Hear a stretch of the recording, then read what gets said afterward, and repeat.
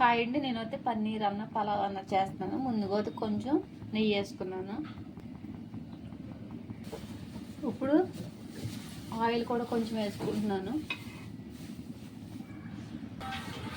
ఇప్పుడు బిర్యానీ మసాలాలో ఉల్లిపాయలు, పచ్చిమిరపకాయలు, కొన్ని జీడిపప్పులు, ఇప్పుడు పుదీనా వేస్తున్నాను. పుదీనా కొంచెం ఎక్కువ కావాలి. అలాగే పుదీనా ఎంత తీసుకున్నామో కొత్తిమీర అంతే తీసుకోవాలి.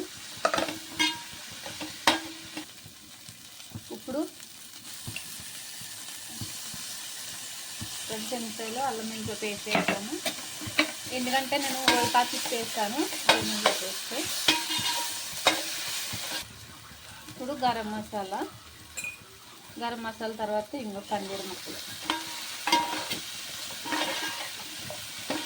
కొంచెం అడిగాడుతుంది బాగా.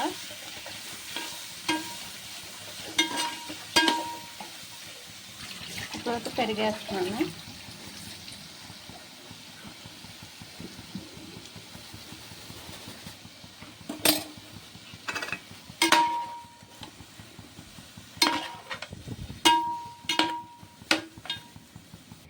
ఇప్పుడు సాల్ట్,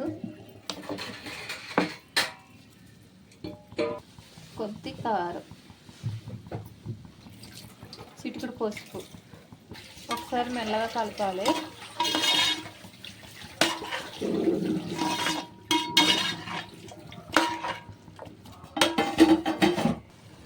నేను వస్తే 1 లీటర్ బియ్యానికి 1 లీటర్ నీరు అనేది తీసుకుంటున్నాను.